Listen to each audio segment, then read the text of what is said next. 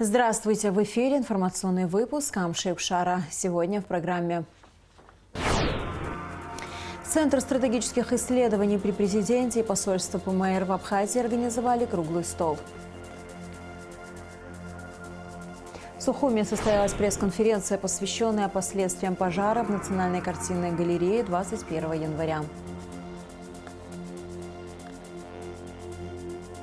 Из-за подъема уровня реки Киласур прорвало напорный водовод, который обеспечивает водой жителей района Турбазы, сел Дзукта, Баслата и других.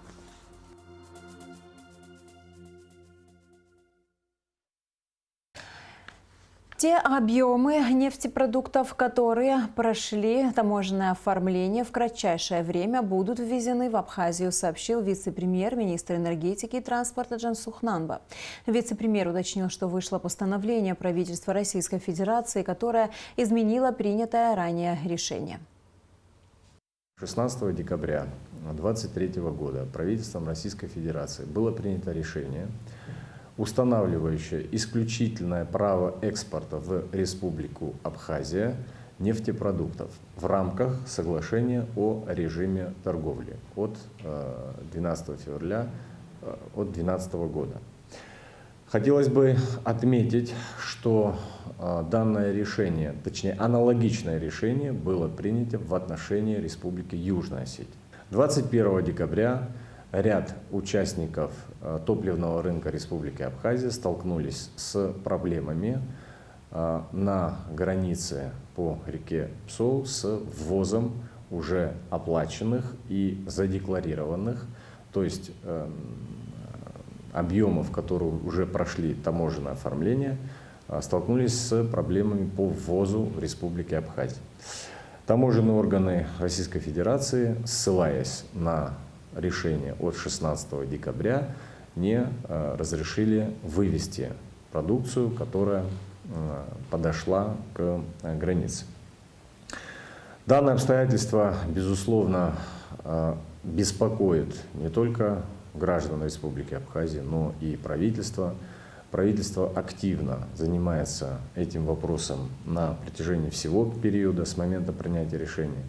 А также хотел бы отметить, что в течение всего 2023 года на тот момент уполномоченный орган Министерства экономики Республики Абхазия неоднократно, официально, письменно озвучивало свою позицию по поводу недопустимости принятия подобного решения, так как данное решение расценивалось как решение, ограничивающее предпринимательскую деятельность участников рынка Республики Абхазия. На сегодняшний день сложилась ситуация, при которой в Республике Абхазия, по нашим данным, по оперативным данным, имеется порядка 6 тысяч тонн топлива. Речь идет о бензине и дизельном топливе. Данных остатков хватает нам на приблизительно 1 месяц. Но есть положительная новость. Сегодня, по информации наших российских коллег, вышло постановление правительства Российской Федерации, которое изменило принятое ранее 16 декабря решение правительства, что позволит нам в кратчайшие сроки ввести в Республику Абхазия те объемы нефтепродуктов, которые прошли таможенное оформление. Нужно отметить, что российские коллеги заверяют нас в том, что данное решение не будет носить негативный характер для республики. Предполагается, что на данном этапе компания «Роснефть» предоставит публичные предложения участникам рынка, в которых будут достаточно выгодные для них условия. В целом, хотелось бы сказать, что ситуация, сложившаяся на рынке, является на сегодняшний день контролируемой, то есть прямого дефицита топлива на рынке нет. Да, часть заправок закрыты, прекратили свою деятельность, но есть участники, которые ранее сотрудничали с компанией «Роснефть», и они в неограниченном количестве предлагают к продаже необходимое топливо. Мы очень надеемся, что позиция абхазской стороны будет услышана и будут приняты механизмы, которые позволят эффективно вести деятельность нашим участникам в этой отрасли. В Сухуме состоялась пресс-конференция, посвященная последствиям пожара в Национальной картинной галерее 21 января. Все подробности в материале Гугуцы Вардания. Работами Александра Шервашидзе-Чачба из Золотого фонда Национальной картинной галереи Абхазии восхищались такие мастера кисти, как Пабло Пикассо, Сальвадор Дали и другие именитые художники. Картины долгие годы хранились в одном из помещений здания Союза художников в неудовлетворительных условиях. Обращение построить государственную картинную галерею Абхазии длятся с 80-х годов прошлого столетия. Все мы в разные периоды обращались и принимали, пытались все-таки реанимировать вот эту ситуацию. Но, как видите, в итоге так сложилось, что случилось то, что случилось. Теперь нам никогда не вернут и не восстановят все эти фонды замечательные, поколениями, которые все создавалось. Где эти картины сегодня? Их нет просто-напросто. Вот уже третий день художники по крупицам из-под сажи и копоти собирают то, чему удалось уцелеть. По словам Нукзара Логуа, необходимо тщательно обследовать сгоревшее здание и провести колоссальную работу, а также создать профильную комиссию. Для начала все это надо изучить. Второе. Надо, чтобы прокуратура довела до конца тщательную работу по расследованию случившемуся. Разные слухи, домыслы, всякими, да, наполнено пространство информационное. Чтобы снять все вопросы, мы полагаемся на прокуратуру и на следственные органы. И обязательно, если будет необходимость, а я думаю, уже такое время настало, когда мы должны независимое расследование будем проводить. Очаг возгорания, как очевидно, произошло именно на чердаке банка, которая находилась там, в этом здании. Есть очевидцы, есть съемки и так далее. Но мы дальше услышали опрометчиво, что, оказывается, возгорание произошло в здании Союза художников.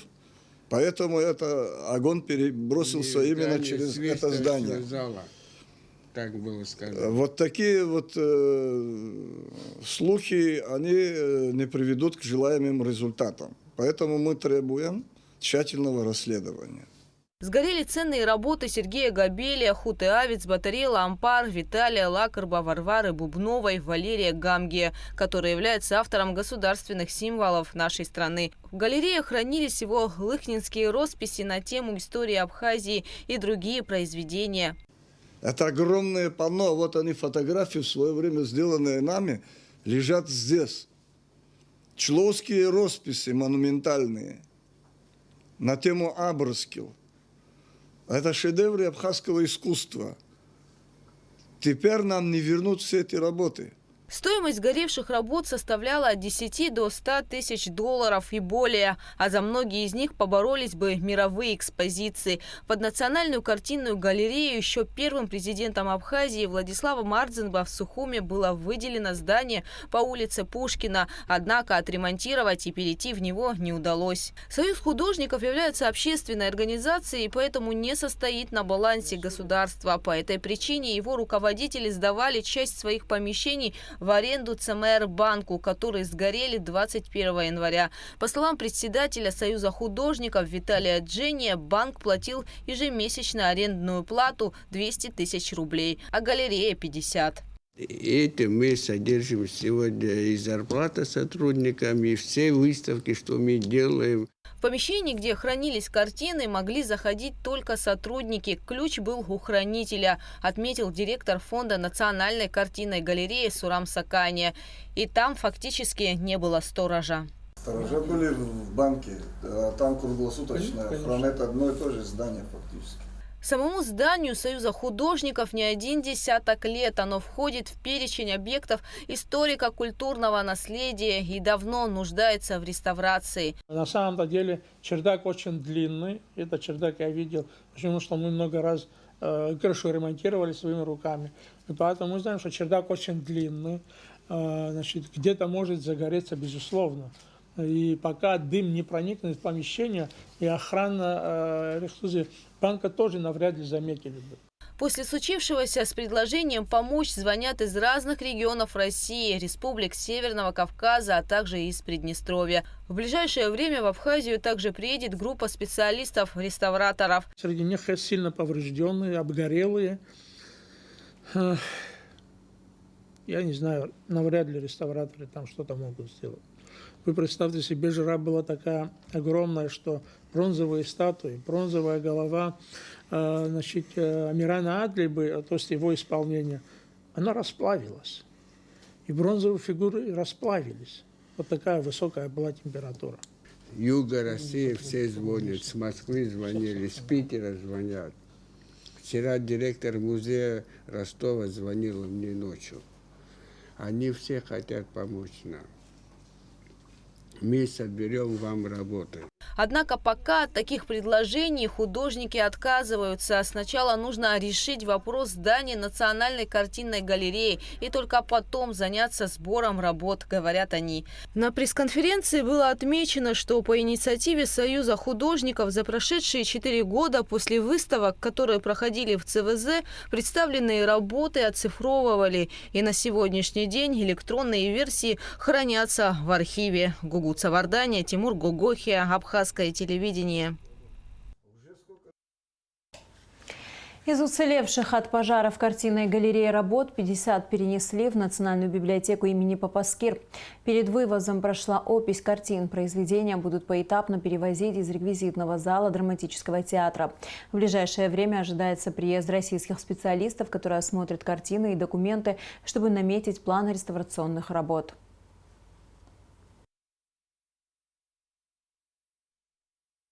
То, что мы вынесли, они в более-менее в лучшем состоянии, чем та часть, которую еще мы не вынесли.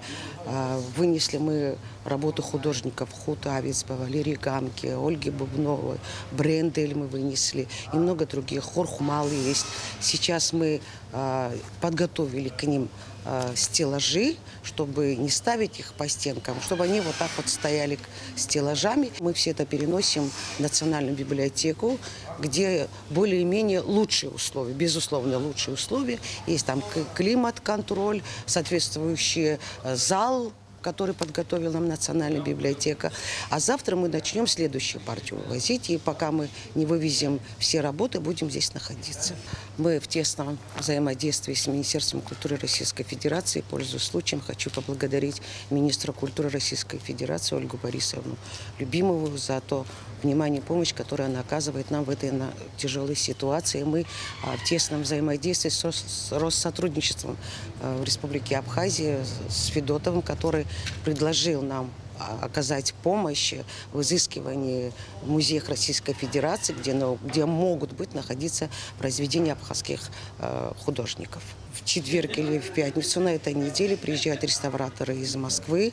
На месте они осмотрят эти работы. Мы создаем максимальные условия, чтобы им было удобно и комфортно работать. По поручению президента нашей республики Аслана Георгиевича Бжани мы занимаемся уже с музеями Российской Федерации и Республики Северного Кавказа, изыскиваем, узнаем, где есть работы художников, абхазских художников, и будем в дальнейшем с ними разговаривать на эту тему. Может, будем делать копии, может быть, кто-то нам передаст акт доброй воли.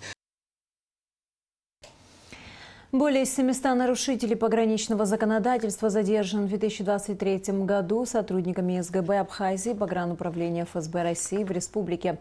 Об этом сообщает пресс-служба СГБ. Пресечено 30 попыток незаконно пересечь границу Абхазии и Грузии с грузами различного назначения. Было изъято 900 блоков контрабандных сигарет, 6 аппаратов для майнинга.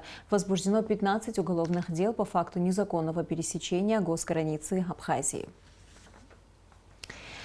Надар Шоня назначен специальным представителем Министерства иностранных дел Республики Абхазия по взаимодействию с Сибирским федеральным округом. Шоня займется широким кругом вопросов, связанных с активацией взаимодействия Республики Абхазия с субъектами Российской Федерации, входящими в федеральный округ. В фокусе деятельности реализации торгово-экономических, инвестиционных, культурно-гуманитарных проектов. Надар Шоня является одним из крупнейших застройщиков в Сибири, основателем и генеральным директором строительного холдинга «Селф». 22 января 1993 года Абхазия подписала первый международный документ. Это был договор о дружбе и сотрудничестве с Приднестровьем. За 31 год дружественные отношения между республиками наращивались, подписано порядка 200 договоров. Центр стратегических исследований при президенте и посольство ПМР в Абхазии организовали круглый стол. Обсудили не только аспекты сотрудничества, но и сложившиеся условия напряженной политической обстановки. Репортаж Асиды Малия. Приднестровская Молдавская республика на северо-востоке граничит с Украиной, на юго-западе с Молдавией. История взаимоотношений с соседней Молдавией сводится к территориальным притязаниям. Политические условия фактически отрезали ПМР от внешнего мира. Участники круглого стола, бывшие политики, в те или иные годы занимавшие различные должности, рассказали о том, как их из Молдавии депортировали с 5-летним запретом на въезд. Граничащая с Приднестровьем на северо-востоке Украина – единственный путь во внешний мир. Однако с началом специальной военной операции и этот путь закрылся. В настоящее время ПМР фактически в изоляции. Нас не может не волновать обстановка вокруг границ Приднестровской Молдавской Республики, особенно в связи с конфликтом на Украине. Все это повышает значимость нашего сотрудничества, нашей солидарности, а также необходимость укрепления многосторонних связей с Российской Федерацией, выступающей гарантом безопасности как Республики Абхазия, так и Приднестровской Молдавской Республики. С заместителем министра иностранных дел Приднестровья Александром Стецук связались онлайн. Формальный повод может быть связан с очередной годовщиной базового договора между нашими государствами. Но, наверное, в основе все-таки отношений между Абхазией и Приднестровьем лежат вот эти узы братства, дружбы, соратничества. Александр Стецук отметил, что Молдавия оказывает экономическое давление. Несмотря на это, промышленность и сельское хозяйство надежно продолжают функционировать. Посол Приднестровья в Абхазии Гарри Купалба рассказал историю развития ПМР и напомнил главные аспекты политического противостояния с Молдавской республикой. Рассказал о развитии внешнеполитических отношений и углубился в экономическую сферу, отметив высокий уровень промышленности Приднестровья, несмотря на минувшие военные действия. Вооруженный конфликт с Молдавской республикой длился 2 года, завершился в 1992 году. В том же году, не успев оправиться от собственных ран, многие приднестровцы приехали добровольцами защищать Абхазию. Во время нашей войны посещал Приднестровье в составе абхазской делегации. Мы тогда встречались и с генералом Лебедем. Были вопросы военного такого характера, которые мы тогда обсуждали. Неоднократно я бывал тогда, были частые контакты, и каждый наш визит, кстати говоря, нас принимал Игорь Николаевич Смирнов, президент Приднестровской республики. Это был такой хороший контакт с нашим руководством, президенты наши общались в свое время. Мы не только в Приднестровье, мы в Москве как-то с Сергеем Васильевичем встречались с президентом Приднестровья, подписывали какое-то очередное соглашение тоже. В 2010 году Сергей Васильевич Багапщик, когда был президентом Абхазии, глава администрации президента, он нам поручил организовать встречу. Кстати, когда я говорил о нашей поездке, я взял фотографию, Геви Камугович Агрба, Владимир Георгиевич, это Приднестровской республики. И Сергей Васильевич получил нам, Сергей Миронович, многие помнят, что мы организовали, так сказать, встречу с президентами Приднестровской Молдавской Республики и Южной Осетии. Значит, мы сделали это на таком государственном уровне. Результатом встречи 14 июня 2006 года лидеров Абхазии, Приднестровья и Южной Осетии в Тирасполе стало формирование Содружества непризнанных государств. В 2006 году уже здесь, в Сухуме, когда был президент Приднестровской Молдавской Республики, Южной Осетии и Абхазии, было подписано соглашение о взаимном признании наших республик. До этого были просто договора. А в 2006 году мы признали друг друга, и после этого у нас уже начались официальные назначения посольств, представительств и так далее. Заместитель министра иностранных дел Абхазии Ираклий Тужба рассказал, что по информации приднестровских коллег ситуация в республике ухудшается. Оказывается социальное, гуманитарное, политическое давление. С 1 января 2024 года Молдова ввела новые таможенные регулирования, таможенные пошлины для приднестровских предприятий, что существенно усложнит жизнь, усложнит деятельность этих предприятий. Фактически речь идет о том, чтобы ввести дополнительные ограничения на торговлю для предприятий, которые производят свою продукцию в Приднестровье и пытаются ее продать за рубеж. То есть это такая полномасштабная идет акция при поддержке, естественно, стран Евросоюза, Соединенных Штатов. Оказывается такое серьезное давление на Приднестровье. Фактически Приднестровье на сегодняшнем этапе находится, можно сказать, что находится в полной блокаде. По словам Тужба, существовавший формат переговоров бездействует. Таким образом, нет оснований говорить о каких-либо дипломатических отношениях с соседствующими республиками. Участники круглого стола выразили обеспокоенность ситуации в дружественной республике. Вместе с тем они с теплом рассказывали о минувших встречах и гостеприимных приднестровцах, братские отношения с которыми доказаны поступками. Асида Малия, Нарсоу Цулукия, Абхазское телевидение. В посольстве Абхазии в Сирии создан консульский отдел в целях оказания содействия соотечественникам, проживающим в Сирийской Арабской Республике, развития торгово-экономических, культурных и гуманитарных связей. Заведующим консульским отделом назначен наш соотечественник Гейс Аль-Харки. За добросовестное и четкое исполнение должностных обязанностей, проявленное во взаимодействии силовых структур, ряд сотрудников руководящего состава Министерства внутренних дел приказом начальника ГСУ Дмитрия Адбар награждены благодарственными письмами и памятными подарками. Подробнее в материале пресс-службы МВД. За плодотворное и эффективное взаимодействие силовых структур, проявленное при обеспечении безопасности и правопорядка в республике, ряд сотрудников руководящего состава Министерства внутренних дел приказом начальника Государственной службы охраны генерал-майора Дмитрия Адбар награждены благодарственными письмами и памятными подарками. Приказ начальника Государственной службы охраны Республики Абхазия о поощрении за добросовестное, безукоризненное и четкое исполнение своих должностных обязанностей, проявленное во взаимодействии силовых структур, наградить благодарственным письмом и памятным подарком полковника милиции Чкадова Беслана Руслановича. Спасибо.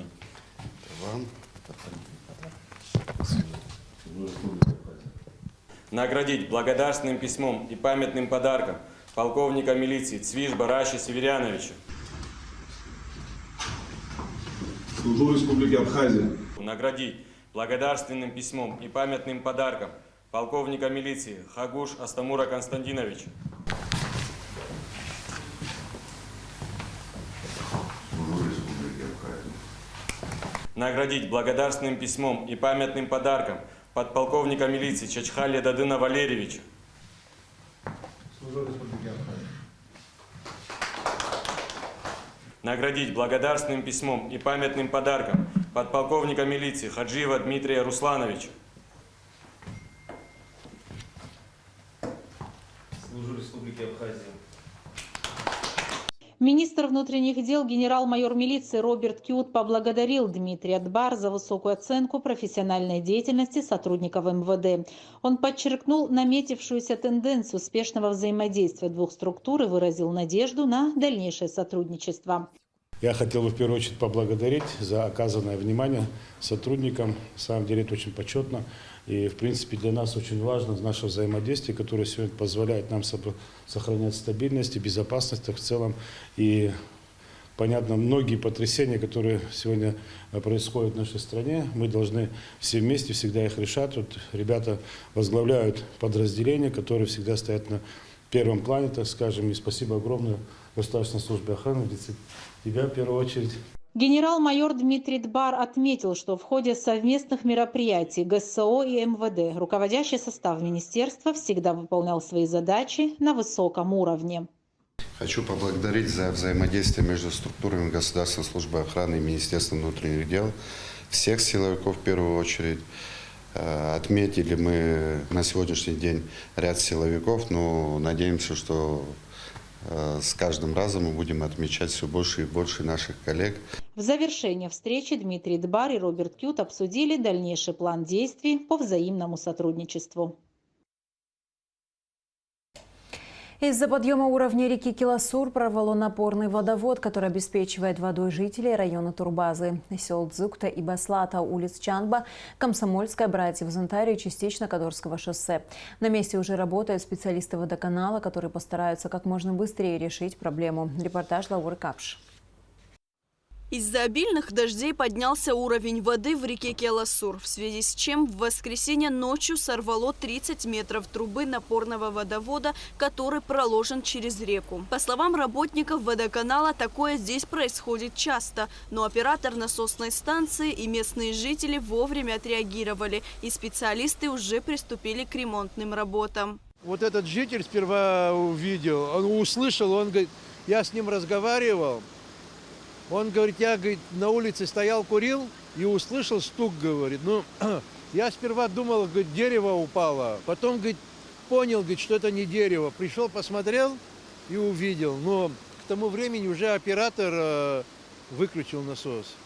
2 года тому назад вот тоже вот так река уносила эту трубу, но тогда полностью унесло от того берега до этого. Вся труба была унесена. Мы тогда даже траншею выкопали, уложили на глубине 1,5 метра.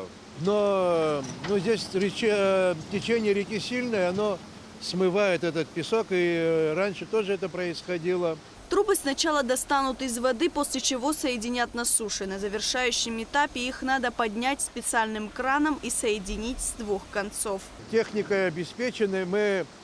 Нам экскаватор вот этот предоставила горнорудная компания, вот дробилка, которая называется, предоставила, и кран, экскаватор свой, остальная техника тоже наша своя. Вот то русло реки надо перекинуть вот сюда назад.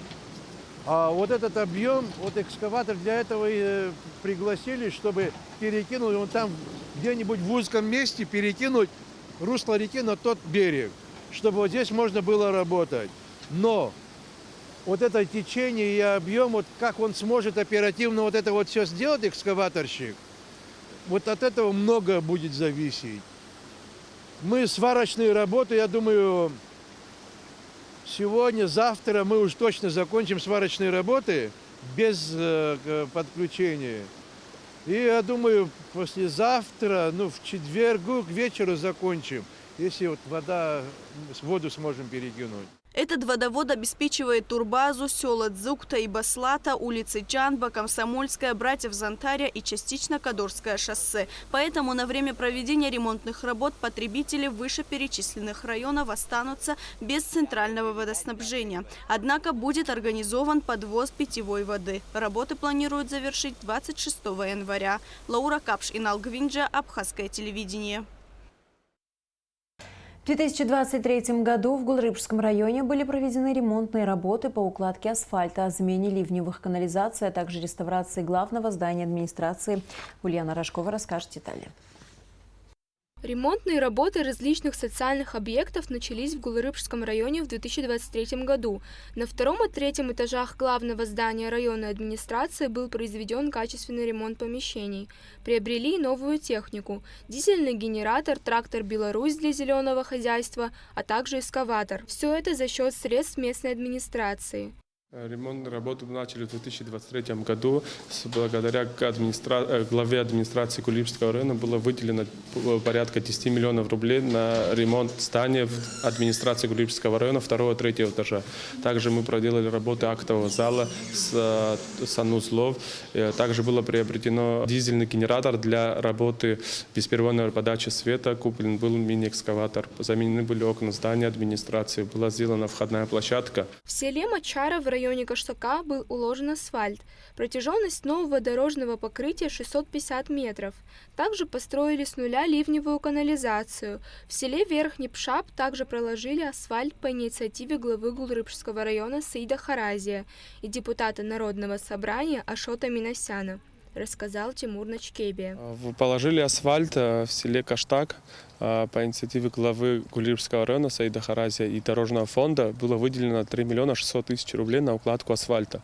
Было выложено 650 метров асфальта, 3 метра в ширину, 650 метров в длину. Также была сделана ливневая канализация, 120 метров. Была сделана с нуля, построена для того, чтобы не потапливала асфальт и не заходила в дома к людям. Работы по благоустройству населенных пунктов Гулрыбского района будут продолжены. 2024 год обещает быть насыщенным и активным. Ульяна Рожкова, Рамо Камке, Абхазское телевидение. В рамках программ «Большие гастроли» и «Мы, Россия» в Абхазию приедут российские театры. Об этом в своем телеграм-канале написала министр культуры Ольга Любимова. По информации Любимовой, к программе присоединились почти 50 новых театров. Среди них музыкальный театр имени Станиславского и Немировича Данченко, театр имени Ермоловой, Ферганский областной русский драматический театр, Иркутский областной музыкальный театр имени Загурского, Калмыцкий театр кукол «Джангар» и другие. И в завершении выпуска о погоде.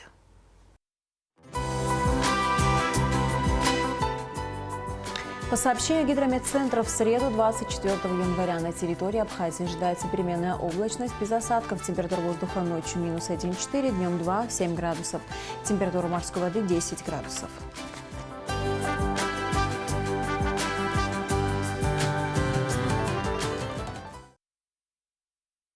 На этом наш выпуск завершен. До скорых встреч в эфире.